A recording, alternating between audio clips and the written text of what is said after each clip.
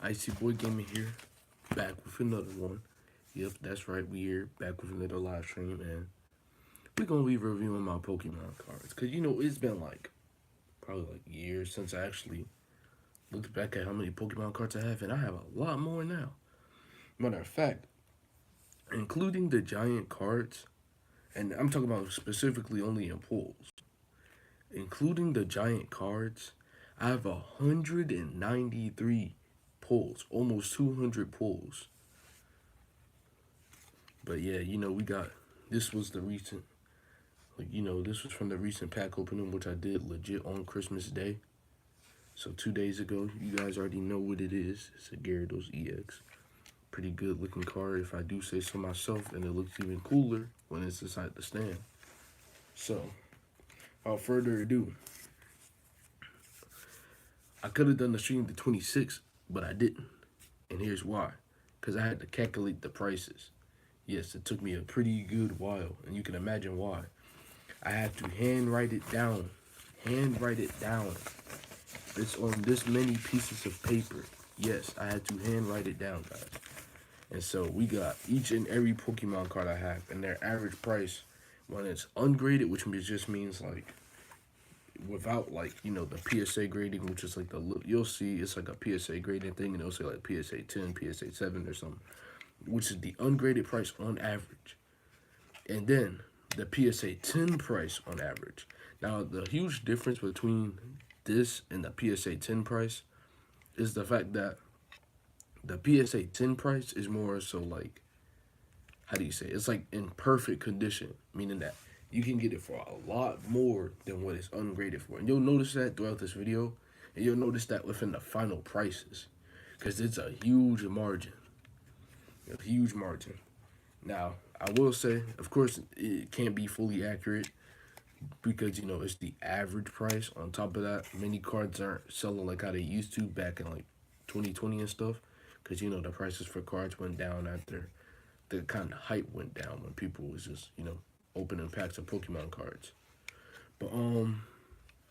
But yeah, so don't be surprised to see some cards are kind of more expensive than others, let alone the final prices being crazy. So without further ado, we first gonna get into the big cards, because I got a whole lot of them. But without the big cards, I have 151 cards, but with it, I have 193. So that's I believe a 42 card difference. First up, you guys already know Darkrai GX, I believe. I don't think this was on the thumbnail, but this was on the community post I made. Go like it. But yeah, it's a Darkrai GX. And you see that reflection? Yeah. But now one of my favorite cards is this, the Raikou, Entei, and Suicune. Probably one of the coolest cards. Legitimately 500 health. It's kind of backwards, but 500 health. And the attack is legit called B Legendary, and it does 1,000 damage, which I'm pretty sure one-shots almost, if not every single card. So that's pretty crazy. That's pretty crazy. Here we have Zamazenta V. Pretty cool. A lot of these are usually, pack cards and stuff like that. Meaning that they'll usually come with like the SWH type thing. It's like, I believe, yeah, right here at the bottom. Meaning that since they're pack cards and stuff, basically it's just like packs. Pretty simple stuff. But yeah, we got Infernape V. You already know. Pokemon from Sinnoh, one of the best. Over here we got Pikachu EX. Yep, that's right. And then, now these, I believe these are from the 25th anniversary thing. So they're going to look a little different, but you're going to notice like a 2 and a 5 next to them, which, stands for 25. We got Oshawott. We got Snivy. We have Mudkip. We have a Torchic. Yep, that's right, a Torchic. And Trico. Pretty cool. I believe we might have one more, although I'm not too sure. Bars. But yeah, over here we have a Shiny Cramorant V. Although this was a pack card, so you could get in like the Shiny Cramorant pack and stuff. We have Tepig. That I believe is a starter from Unova. Now with this next card, this is probably one of my first big cards, and I actually lost it. and I found it, and it wasn't in good condition because of that. Like it may not be too visible on screen, but there's like a bend right here, and like right here. Like it's probably partially visible if I angle it this way. You can actually see it on the back. But yeah, it's a Solgaleo GX. But the coolest thing I like to make a joke about with this card is the fact that this card is technically invincible because it has legit no health, but just an attack. So theoretically speaking, it can't be damaged. Theoretically speaking. Then we have Cinderace V. You guys already know what it is. Pokemon from Galar. We got Orbeetle V. We have an Eternatus V Max. You guys see that? And Eternatus is one crazy looking Pokemon. I just got back into the series myself, so I still got a long ways to go before I actually finish the series. Right here, we have a Poltegeist. Interesting name. We have a Rillaboom. You already know. Cooperaha, or Copperaha. I'm guessing it's copper because like the how copper oxidizes and stuff. Then we have Meowth V Max. I still find it crazy that Meowth like got a V Max. It's like they're finally like giving me Meowth stuff. But I feel like they low key should give some stuff to Dragonite. Though Dragonite's already pretty strong by himself. Though I think it would be cool. Now we got I believe this may be a shiny Bolton V. I'm not too sure, but you do see the shiny background, so I'm guessing. Then we got a double V. I don't even remember getting this card. I honestly don't remember getting this card. Then we have a Shadow Rider Calyrex. I feel like that's one of the coolest Pokemon names ever, besides Corviknight. That's probably one of the coolest Pokemon names.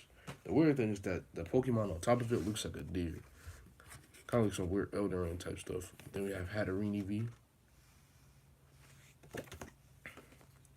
Then we got my boy, Galarian Surfetch'd, a Farfetch'd. That's a Sir. Yes, sir. Then we got another Poltegeist. I think I had like 2 of them that I've ever opened. So that's why there's 2 of them. We have an Alakazam V. We have a Hoopa V.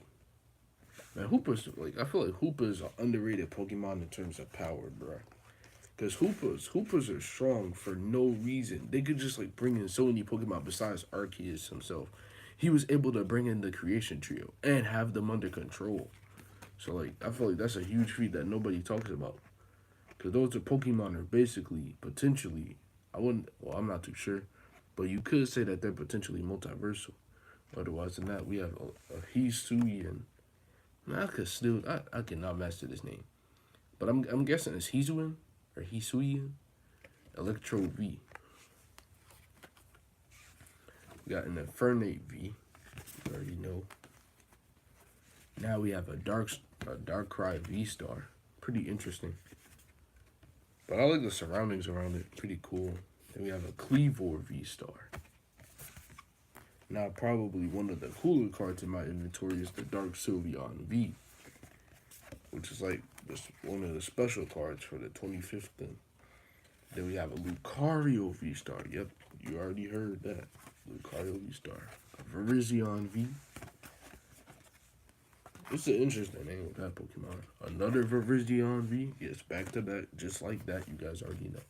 Now we get into some of my older cards, like the Alolan /GX. You guys already know. Dragonite EX. Alolan Marowak GX. And a Salamence GX. And last but not least, a Blastoise GX. Okay. So now when it comes to my cards, those are my big cards, which there was only 41 of those. I mean, actually, not 42. But here, we have the binder. Yes, the legendary binder that holds all of my cards, as you guys see. You guys already know what it is. Got all the cards up in here.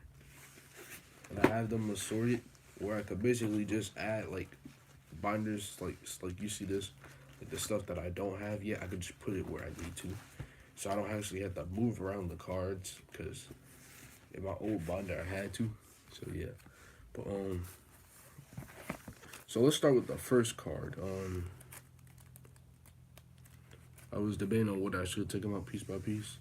So this is Slowbro EX, guys. Slowbro EX. This is the first Pokemon card. It is slightly damaged due to the fact that it was older. And with many of my older actual cards that I had when I first started, I actually kind of forgot where they were. So yeah. And so they probably were sitting there just, withering away. But on top of that, at the time I was younger, so I was a little bit more, careless with my cards. But yeah. So ungraded, this card can go for $2.48. But if I were to send it to the PSA place and get a PSA tested for a PSA 10, which this thing definitely is not getting, it would be $22.50. Yeah, that's crazy. Because that's the one thing I noticed about PSA graded cards. You can sell them for a lot higher, and I always noticed that. I almost picked out that other card. There is only one card in here, right? Wait a minute. What's going on? This can't be. Oh, wow. So I'm assuming Lapras was in here with this card. Gotta put this back down in the right side, right? But yeah, right here, we have Dreadnought V. He's a Pokemon from the Galar region as well, I believe so. But basically, yes, this exact card, by the way. And yes, I did have to do that for each and every one of these. Find the exact card so I can get the exact actual price. And surprisingly, this card is only $1.37 ungraded. And with a PSA 10, it would only be around $15. And which, by the way, that is the average price, guys. That's the average price. Meaning that it's not the exact price that you will see or the exact price that you will sell it for. It's not a guaranteed sale price. It's just like an even price. Some people sell it for less. Some people sell it for more. And right here, this is one of my favorite cards. And it's one of my rare cards. It's the Rainbow Rare Glaceon GX. Pretty cool card, huh? And ungraded, this thing can go for $25. Yes, you heard that right. $25. Now graded, this thing could go for $80.07. That's crazy. For a single card, it's crazy. But that's because it's rare. And then we have the Alolan Sandslash GX, which, by the way, I believe this card is it's a SM card, which is like basically it came with a pack, so it's not gonna be as much. Which is one thing you'll notice. Surprisingly, pack cards are still actually pretty much worth something, but on average, they're usually sometimes worth nothing. The card is actually $3.85, which isn't bad. And by the way, that's the ungraded price. You want to know what I found out on average? And I'm guessing, again, this is on average price, meaning there could only be one sale of these cards or two sales of these cards. The average price somehow for this card for a PSA 10 is $90. I don't know how, and I don't know why, but it is $90 for the PSA 10 price. That's just crazy. For a card that you can get in a preset pack for $20. That's actually crazy. Then, on this side, okay, I finally got it sorted. We have Lapras V. Yes, that's right, Lapras V. $4 ungraded. $26 if it were a PSA 10. Which I'm going to be honest with you, I'm not going to lie. I don't see no mess ups on the crevices. It might be a PSA 10. But then again, that's another thing, is that with PSA grades, it doesn't matter. Even if you don't scratch the card, I'm talking put it in a sleeve as soon as you get it. Make sure you open carefully. I'm talking like this. Like you hold it like this or something. It's still up to the people who actually made the card. Because theoretically speaking, they could mess up your card. Or they could just mess up the card in general from, producing it. And to put it in simple terms, it wouldn't be a PSA 10, even if you didn't scratch it. So it doesn't really also apply to you. So although this may be in perfect condition, it could be a PSA 9.5, which is an actual rating. It's like you're almost perfect, but you're just missing something type thing. Okay, so we're gonna put this back in here. Then right here, we got the boy Blastoise GX, you know, that came with the mega card or the big card. Or rather, I believe they call it, yeah, jumbo cards. But yeah, this is Blastoise GX. I don't know how it got this expensive.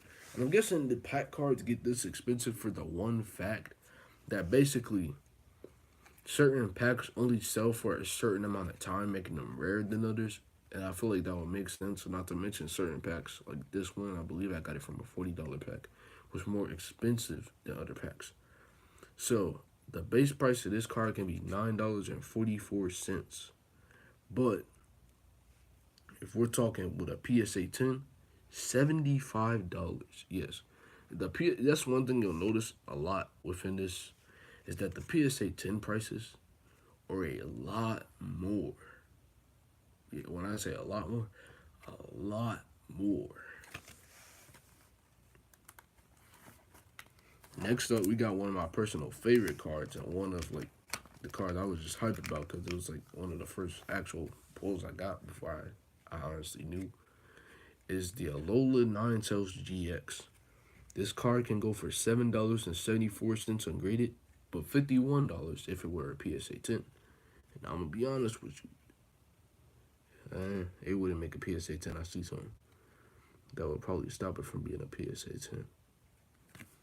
Probably be like a PSA 9, but not bad. And then we got cards like these, which kind of are questionable, like this Kyogre here. Although I'm pretty sure, yeah, I skipped Inteleon VMAX.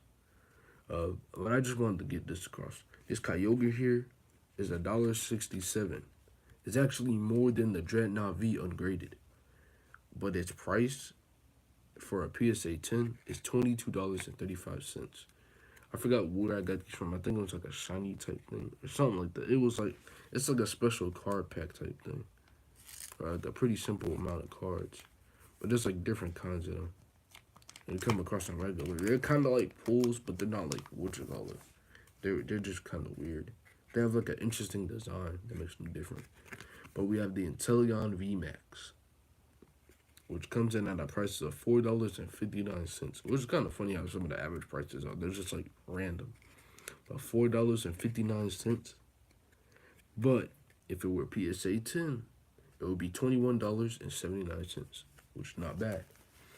And you'll notice this within the final prices. Like, you guys are probably like, dang, these PSA 10 cards are expensive. And that's because if they're in perfect condition, then they're going to be a lot more than what they are before.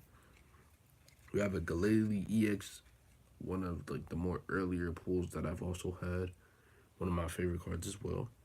And it's actually $2.98, but the PSA 10 price is basically like an extra $90. It's $92.92. Yes, you heard that right. $92.92. Like somebody was just like, I don't know what to put for the average price. And somebody was like, $92.92. And they were just like, you wanted something. You wanted something. You cooking. And so now we get out of that those cards, and now we have the main boy. Actually, one of the main cards. We have Mega Charizard EXY. I remember the first time I got this card. I was like, yo. I was just hyped. Cause it's like, dang, this card looks crazy. Not to mention they got the Japanese letters. I don't even know what that means, but it was cool. And this card, ungraded, is worth $33. But with a PSA 10, meaning in perfect condition, which it might not be. Probably be like a PSA 9 or something, or PSA 9.5. But the PSA 10 price, but the PSA 10 price, guess what it would be? Oh, okay, that's cool. The PSA 10 price would be $130. And that's just the average, guys. That's just the average. Right here we have Houndoom V, as you guys can see.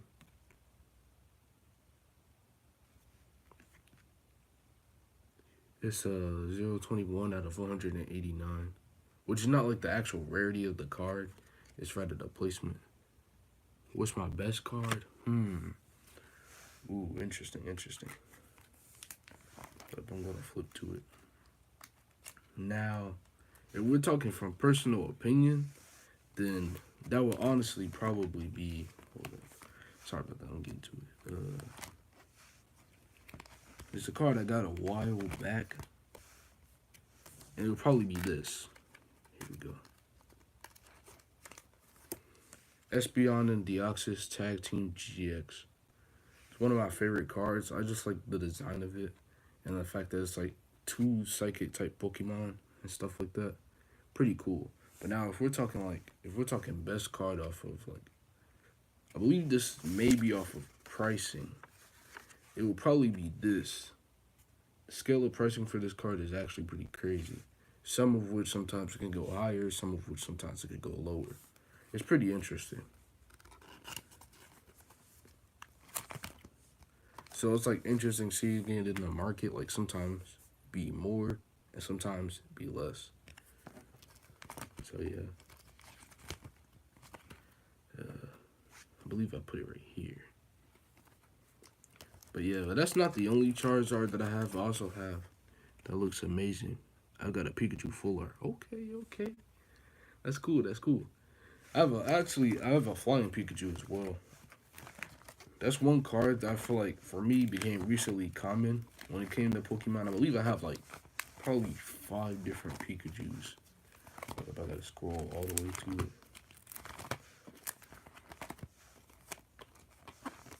Okay, yeah, I have a Pikachu. I have 1, 2, 3, 4. I have 5 Pikachus, I believe so.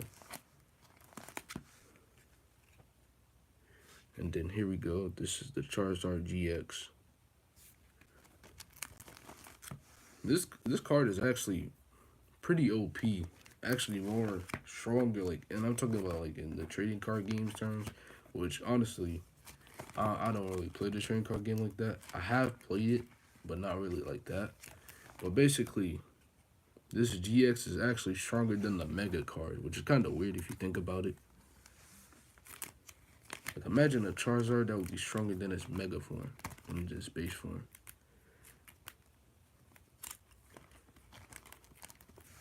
Also, another interesting card, which you think it would be stronger, and I feel like this depends, is this Necrozma GX.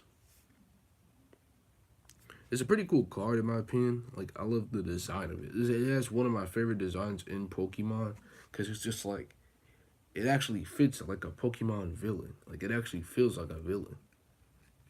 It's pretty cool. I know I do have 2 of the same cards like a couple times. But one of my favorite cards that I have 2 times of, this one's the better one. The other one's the older one, so it is a little bit more withered down. Is this Mewtwo EX right here. As you guys see, pretty cool Pokemon in general. And I just like the design of it. I used to have that card, but I got scanned forfeit. Ooh. Dang.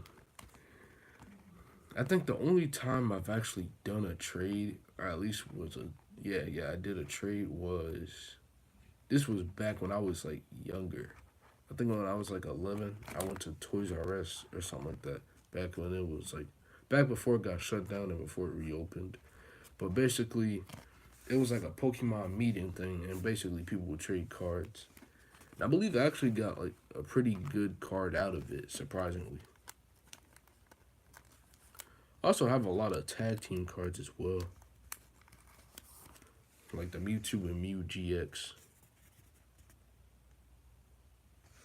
Like, it's one of my favorite card designs and stuff like that.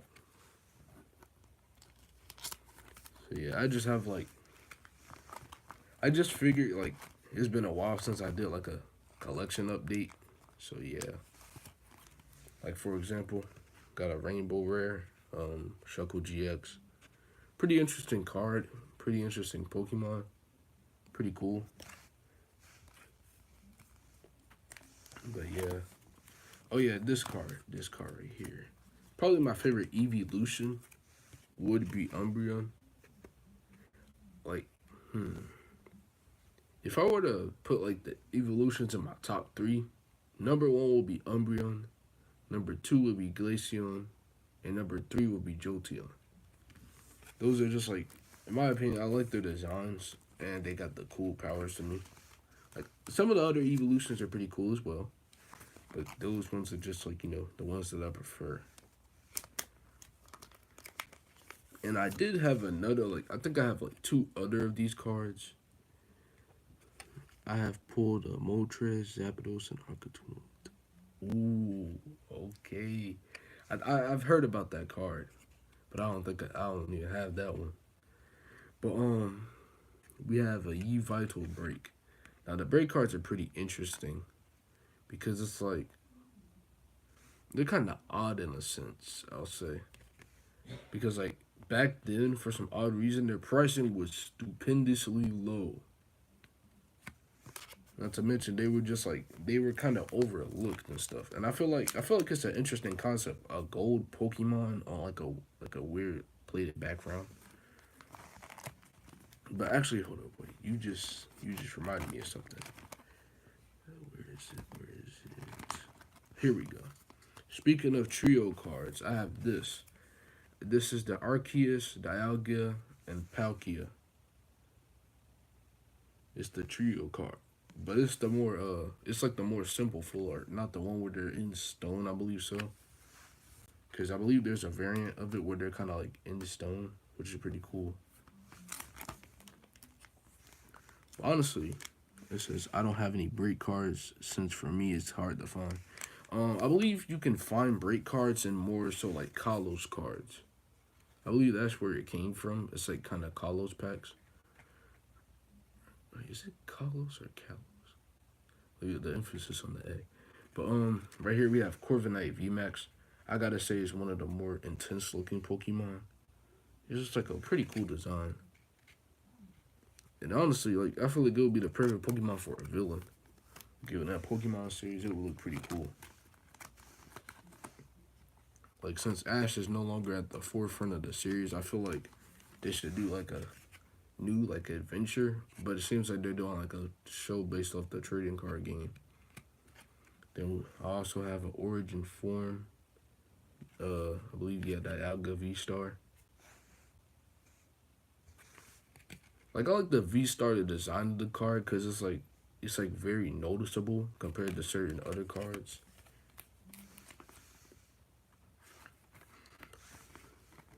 I think they ruined Pokemon by taking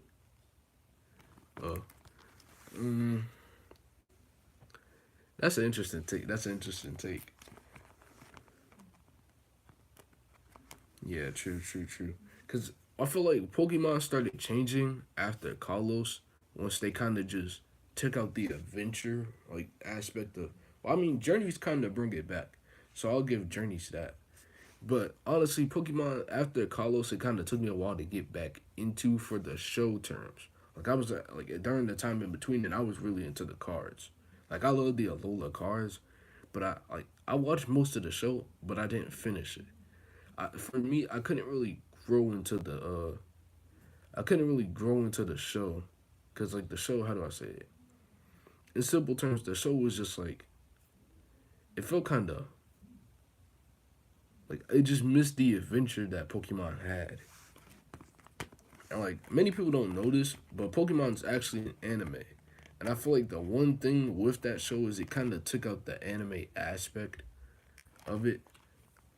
But yeah, it's Sun and Moon. I grew to respect it, but I still question the design. I know they said they did that for the animation to make the fight scenes look better, but if we look at Pokemon Journeys, which they actually kind of one thing you'll notice is like Ash's jawline in Sun and Moon was more round, but in Journeys they kind of bring it back to that more normal style a little bit. It was still a little round, but for the most part it was also normal.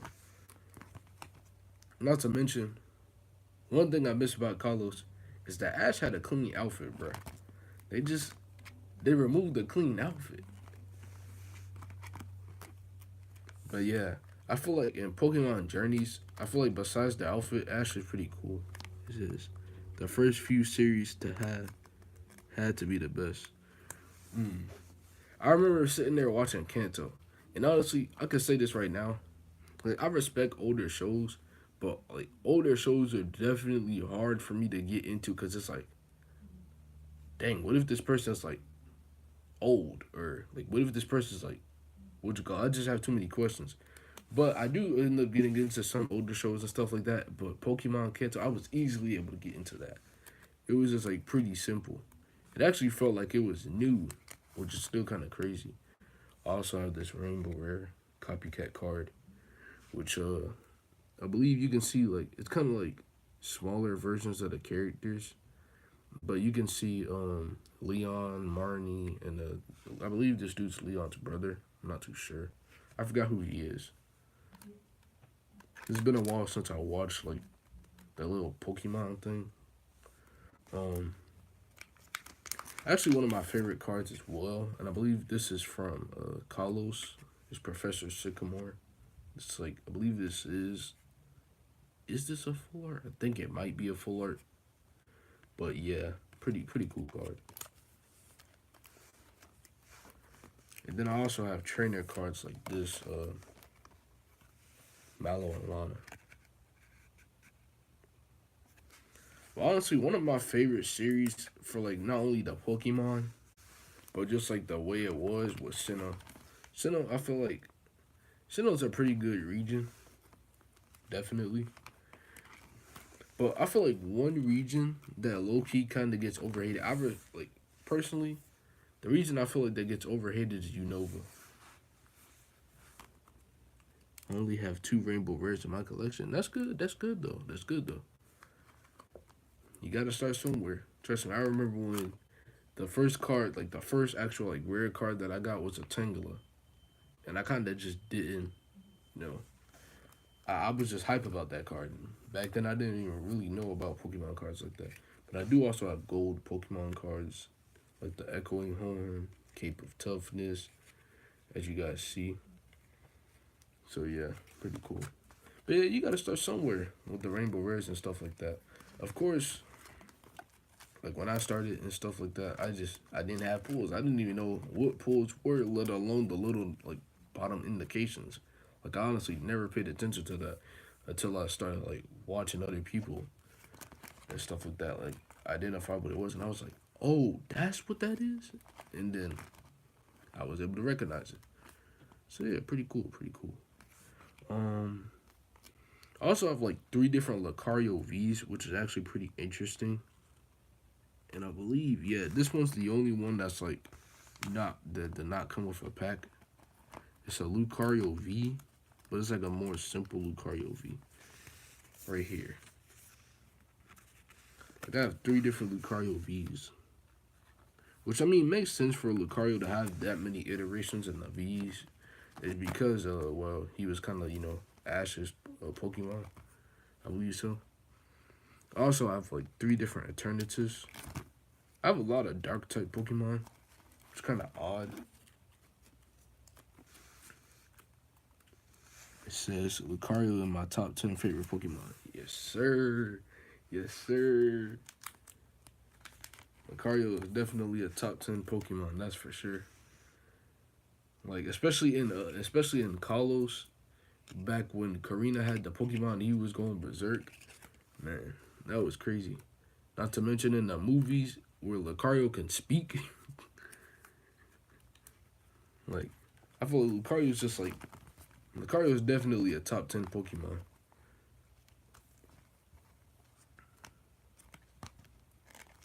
Let's see here. Honestly, one Pokemon card that surprised me in terms of pricing is the Nihilego GX. It's kind of weird how to say it. I believe it's Nihilego, though I'm not too sure. But this Ultra Beast, which it kind of surprised me, because like you would think this card was like a little bit, how do I say it? You would think this card would be rare, but it actually wasn't, which is actually pretty surprising and interesting. But yeah, there's even cards like these. I wasn't too sure whether these were pulls or not, but these cards actually go for pretty well. They're kind of like they're just like full arts, but like with no real titles to them, and kind of like interesting like little stories and stuff like that. It says the movies is where he started becoming amazing. True, true, true. I watched so many Pokemon movies, but it's been a while since I watched them. I might gotta rewatch some Pokemon movies. Cause it's been a while since I watched some of them. So like certain things within the movies I actually forgot. But yeah, the Pokemon movies are definitely up there. Okay, let's see here. Okay, that's Hoopa. That's the smaller version. But no, Hoopa is definitely. I will still stand by this. Hoopa is like Hoopa's definitely a top tier in terms of strength in Pokemon. A Pokemon that can summon the Dark Trio and other legendary Pokemon and mythical Pokemon, and then make them fight each other, then fight them. Like it's strong enough to keep up with them and then also control them. Not to mention, legit the only card, like the only Pokemon that doesn't get affected by it is Arceus, but every other Pokemon can, which is actually pretty crazy if you think about it.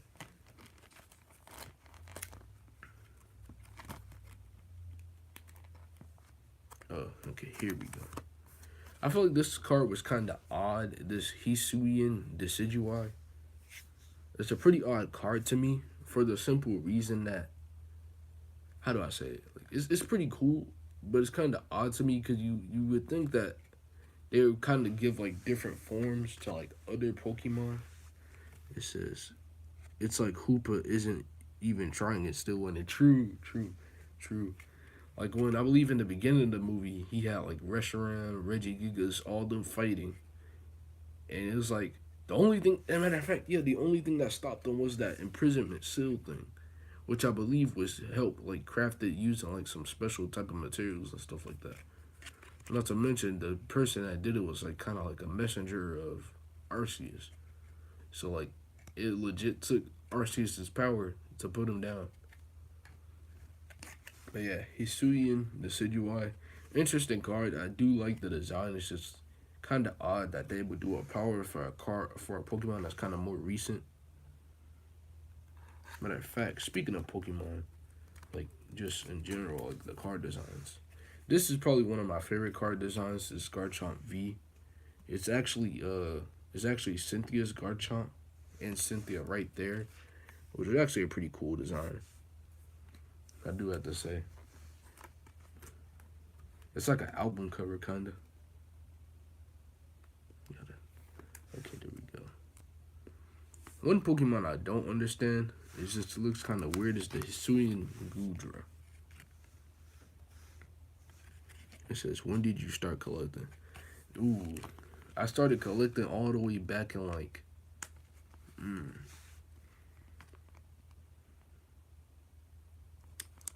I started collecting when I was like, I believe I was like 9 or 10. Yes, I'm way older now.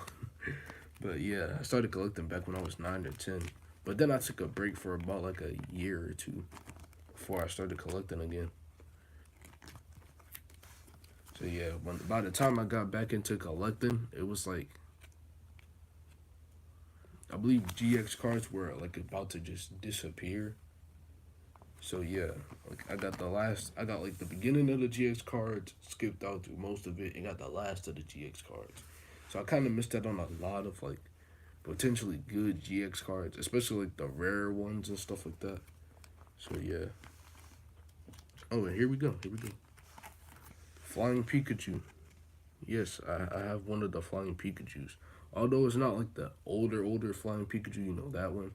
This one is the one that was redone in Kalos. When they kind of like basically took the old cards and then put them back, which was pretty cool in my opinion. But yeah, it's supposed to be a more rare card and stuff like that.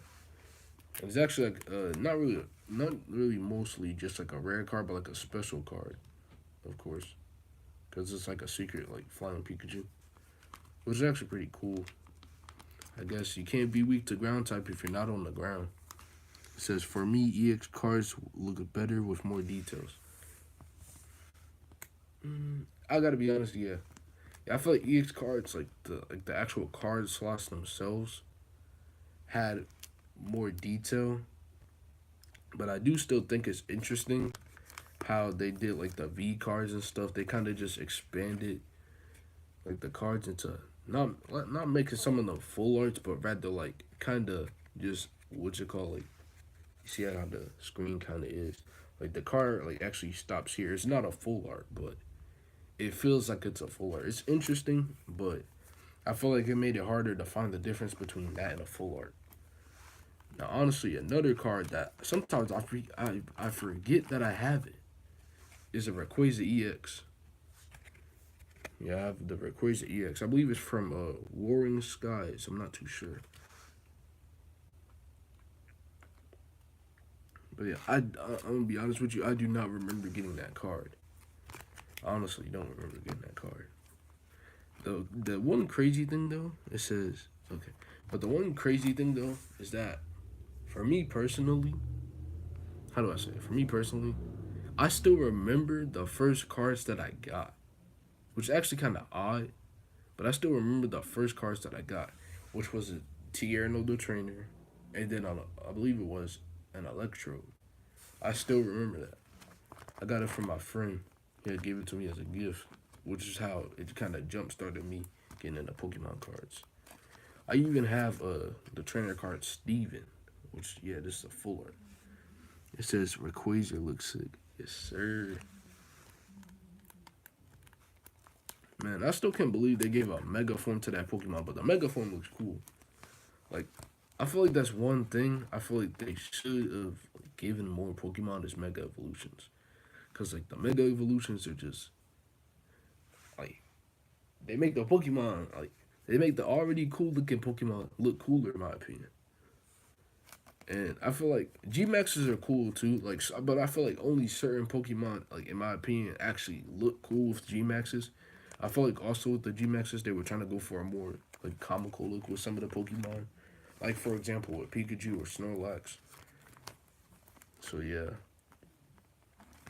But, I actually kind of, Z moves now, with the Z moves, I feel like in the game, which I have the game. But, I feel like in the game, Z moves are more so, like, I feel like they're cooler in the game, but they're okay in the show. They're okay in the show, I will say. I will say. Though I do feel like they could be improved upon.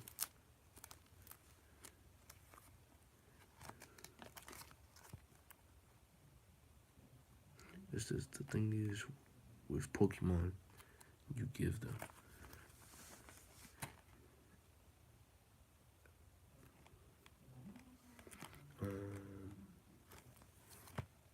Hey, all right, Pokemon. They make it look true. True. Okay, there we go. Yeah, true.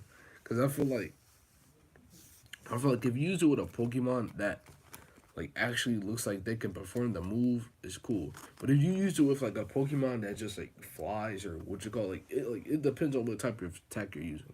Like if you're using Continental Crush with a Pokemon that doesn't look like it can use Continental Crush, it just looks weird.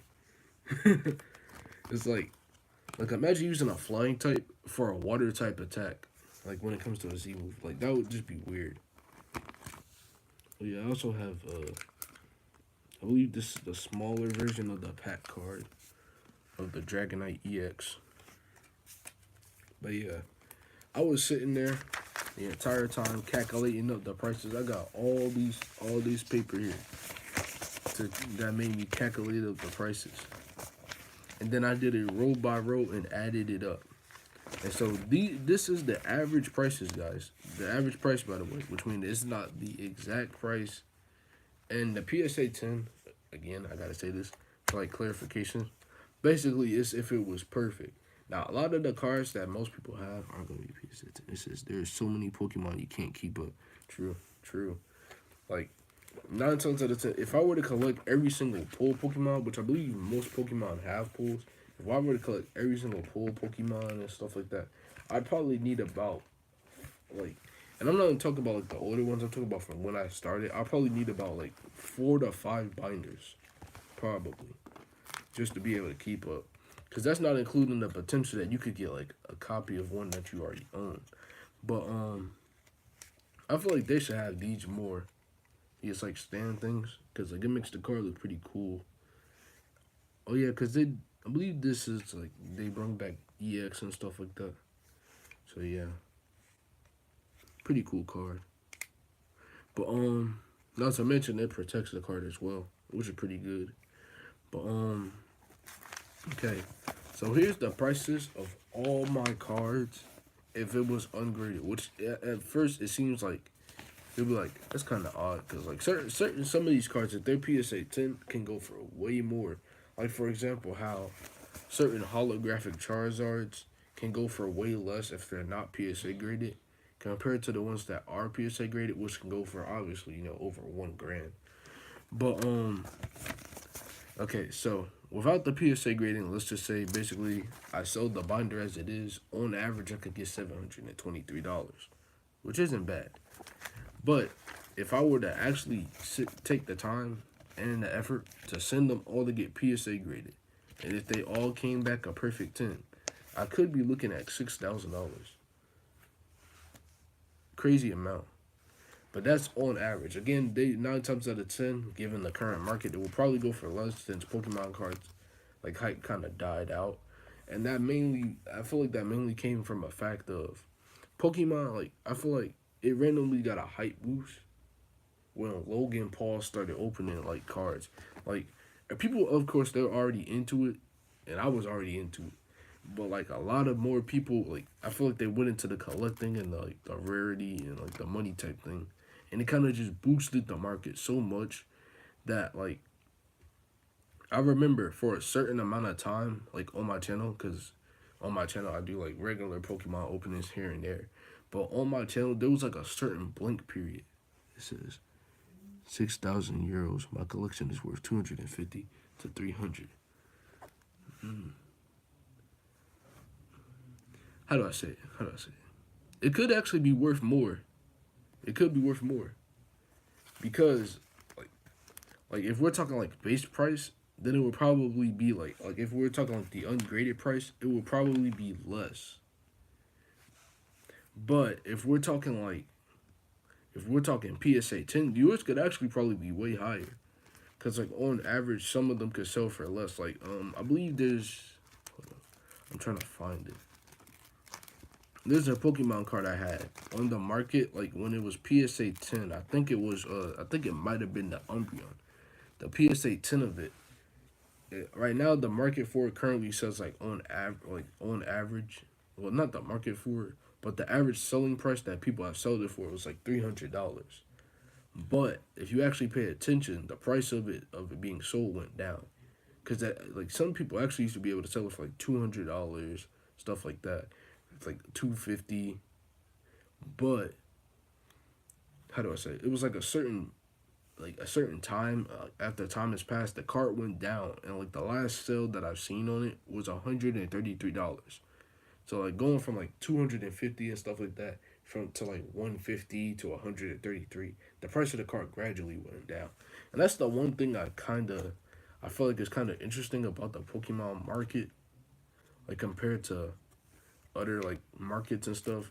Like sometimes the Pokemon just don't appreciate. It says my friends got a base Pokemon set cards. I don't know how much they are. Wait, you talking like the OG like Kanto cards? Cause if so, that's insane. But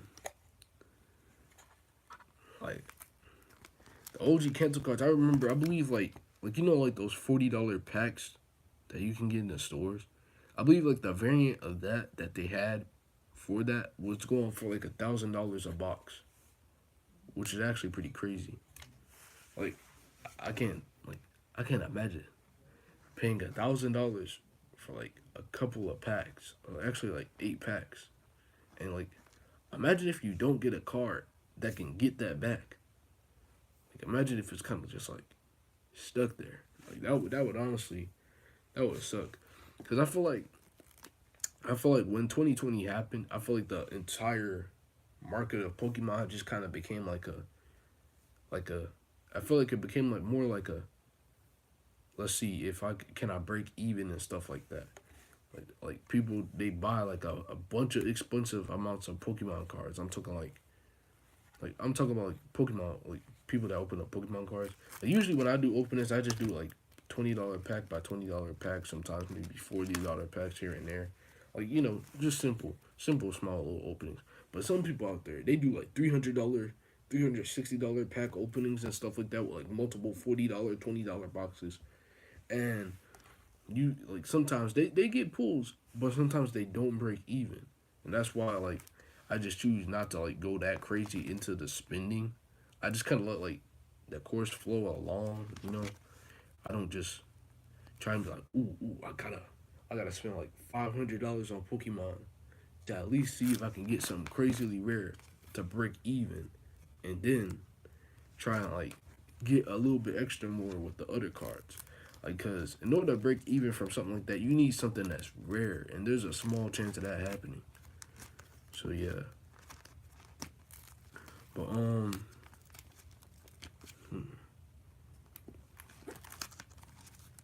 I feel like the market is questionable to be honest.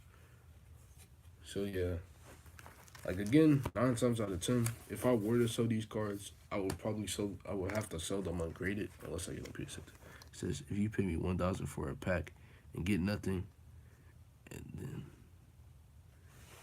then get nothing, then get nothing. That would be really sad. Oh yeah, true. But I have seen it where some people they probably pay for a base set pack and don't get as much.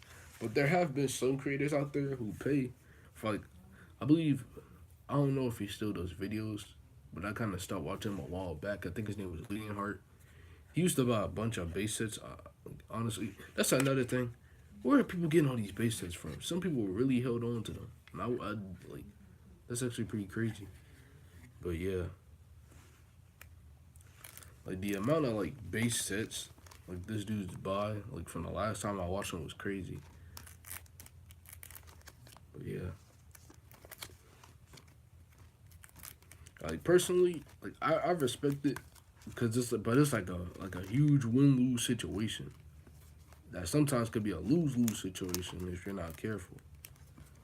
But that just depends on who's collecting it. Because some people collect them just to collect them. For me, right now, for the most part, I collect them just to collect them.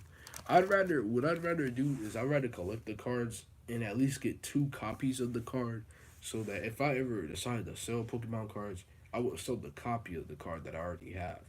Like those are the only cards I would sell, which are ones where I have like 2 or 3 cards of, and that's like to make sure like they're the exact same card, not that if they're you know just like a full art or nothing like that. But yeah, like, I don't understand how some people could probably like just sit there and sell like certain cards that they how do I say? I don't see how some people could just sit there and sell like certain cards that like they only got one of. Like, I just don't understand that. But I do remember a while back. This was back in like middle school. One of my friends he did have I believe it was a shiny Charizard. I believe it was that one like it was that one pretty expensive black card that a lot of people wanted to get, and I think it might have been a GX. But yeah, some people don't even know they have it and have $1,000 worth of cards in the house. True. Cause like I said, some people they just collect it, and some kids they just get the cards and they actually don't know. So I feel like that's what makes the Pokemon market pretty interesting is that a lot of people could have some crazy rare cards and they wouldn't know because some people just collect the cards and cast them aside. Some people just what you call. Now honestly, I'm pretty sure most people when they collect cards and stuff, they'll have the common sense to know that this card is a little bit different from the others because the design. But speaking of design, I feel like this is probably one of my favorite designed cards. Would have to be Toxtricity. Yeah, VMAX. Pretty cool card, not gonna lie. It's just like a pretty cool design. And I have to say it's one of the more cooler designed VMAXs. But yeah. One thing I noticed though, and oh yeah, that's what I was talking about like a while ago. There was like a void. after like Jake Paul did like the Charizard thing, there was like a void where I believe like the next like pack of shining cards were just impossible to get in stores. Like Pokemon cards for like a good while were just impossible to get in stores. And like I was like, why is it impossible to get in stores? And it's like it was like a huge void. The only thing I could buy online, so like although there was like a bunch of new pack sets being set out and stuff like that, by the time they were in stores or by the time the stores decided to implement them, they were already gone because so many people would just buy it off the market and then sell them for like a high jacked up price. Like I'm talking, there was almost a moment where $20 packs were gonna be $40 because like people would just snatch them up and then resell them online on Amazon. And for a while, I had to like. There's a reason why I have so many V cards and stuff. Is because for a while I had to legit sit there on like the V packs on like the first Sword and Shield packs. I just had to sit there on them, cause like the later ones people just snagged them up. It was a very difficult time for the market in my opinion, and actually kind of annoying, in a sense. But yeah, it led me to getting some interesting cards. I will say so. So I won't complain too much. I have to go. Hope you have a good day. You too. You too. Thank you for sitting there and chatting with me. Pretty cool.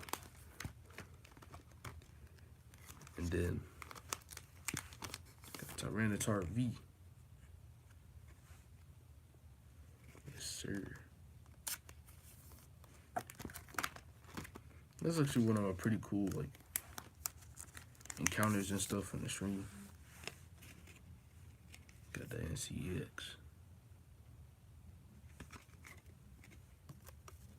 Like, cause I said like a while ago, I believe it might have been the last stream or something. I was like, you know what, I should stream more, especially since like I feel like the channel's starting to do a little bit better.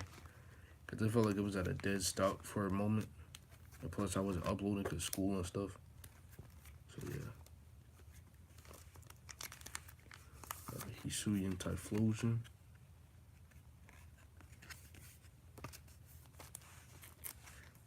Let me get out the list. I believe my Hisuian Typhlosion. Yes, gotta bring out the papers, guys. Gotta bring out the papers. The Hisuian Typhlosion that I have. Dang, where is it? Yeah, as you guys see, papers are pretty confusing. Oh, I know where it is. Okay, it should be on the back of here. Yep, Hisuian Typhlosion is $1.99, but it can be $29.21. Yeah, like I said, in total, 6,000 if on average, if I were to get it PSA tested, $700 or $724 basically, if I were to just sell them ungraded. So right now, I basically just have like $700 worth of Pokemon cards and stuff like that, but that's only on average. But yeah, this is my collection, as you guys see. Been collected for a very long time, stuff like that. But man, I'm proud of my collection. So I feel like that's gonna be all, folks. I feel like this was a pretty good stream. Otherwise than that, Icy Boy Gaming out.